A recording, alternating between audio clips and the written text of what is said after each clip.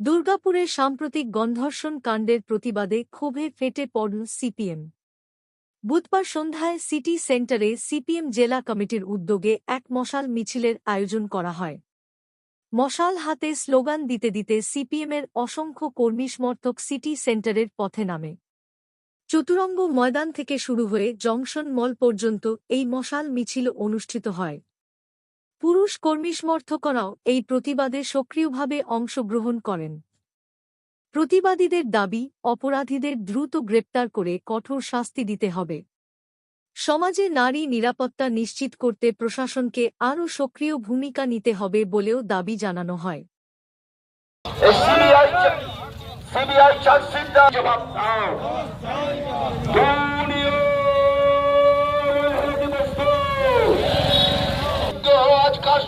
প্রধানমন্ত্রী, মুখ্যমন্ত্রী জবাব দাও।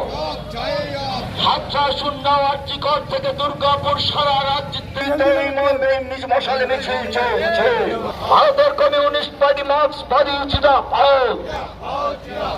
হাতরাস থেকে উন্নয়ন আর্জিকর থেকে দুর্গাপুর কেন প্রধানমন্ত্রী, মুখ্যমন্ত্রী, সিবিআই জবাব দাও। এই জবাব তোমায় দিতেই হবে।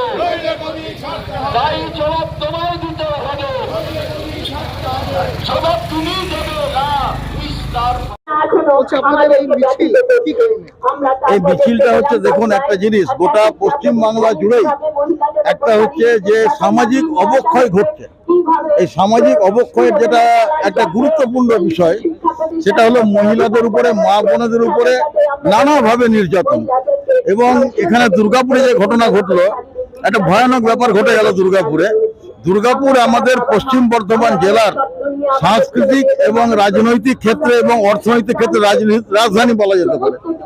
এবং এই দুর্গাপুরে একটি ছাত্রী, যিনি চিকিৎসাবিদ্যা পড়তে এসেছিলেন আইকিউ সিটিতে, তাকে নিয়ে গিয়ে তার প্রতি নিগ্রহ করা হলো। আমরা চাই যে নিগ্রহ যারা করেছে তাদেরকে হচ্ছে উপযুক্ত সাজা দিতে হবে। শুধু বিচার চাই ব্যাপারটা নয়, বিচার এবং সাজা, যারা এই ঘটনা ঘটিয়েছে তাদেরকে সাজা দিতে হবে। সেই দাবিতে আমরা আন্দোলন সংগ্রাম করছি এবং সমস্ত গণতান্ত্রিক মানুষকে আমরা আমাদের সঙ্গে সামিল হতে অনুরোধ করছি। এই জন্যই আমরা এটা করছি। পরপর গত 3-4 দিন ধরে আপনারা জানেন যে আমাদের পক্ষ থেকে বিভিন্ন জায়গাতে মিছিল, মিটিং, জনসভা এবং মানুষকে সচেতন করার কাজটা আমরা করে যাচ্ছি। একটা ভয়ানক ঘটনা ঘটেছে।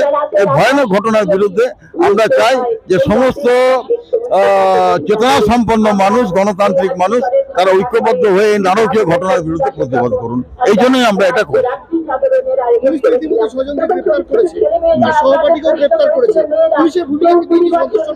আমরা দেখুন, পুলিশের ভূমিকা নিয়ে সন্তুষ্ট অসন্তুষ্টের প্রশ্ন এটা নয়, কারণ গোটা ব্যাপারটিকে গোলমাল করে দেওয়ার চেষ্টা চলছে।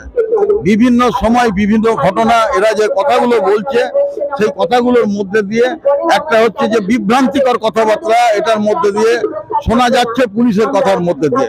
কাজেই পুলিশ তার যে ভূমিকা, গোটা ব্যাপারটাকে, গোটা তদন্ত প্রক্রিয়াটাকে কার্যত গোলমাল করে দেওয়ার জন্য পুলিশ চেষ্টা চালিয়ে যাচ্ছে। কারণ পুলিশ যেভাবে আরজি করেছে, আমাদের ধারণা এখানেও ঠিক একই কাণ্ড করার চেষ্টা করছে। সেই কারণে আমরা পুলিশের কাজে মোটেই সন্তুষ্ট নই।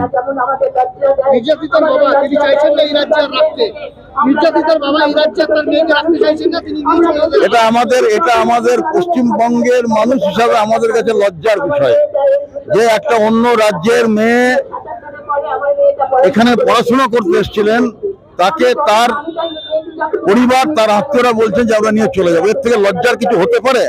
আজ পর্যন্ত আমরা তো আমাদের জীবনে শুনিনি এরকম ভাবে যে আমরা আমাদের ছেলে মেয়েদেরকে অন্য রাজ্যে নিয়ে চলে যাব। বরঞ্চ অন্য রাজ্যের মানুষ আমাদের এখানে পড়তে আসছেন। বলুন, এর থেকে লজ্জার কিছু আছে আর কি? এত লজ্জাস্কর বিষয়। এবং আমাদের রাজ্যের মুখ্যমন্ত্রী এই ব্যাপারে লজ্জিত হওয়া উচিত। এই হচ্ছে ব্যাপার।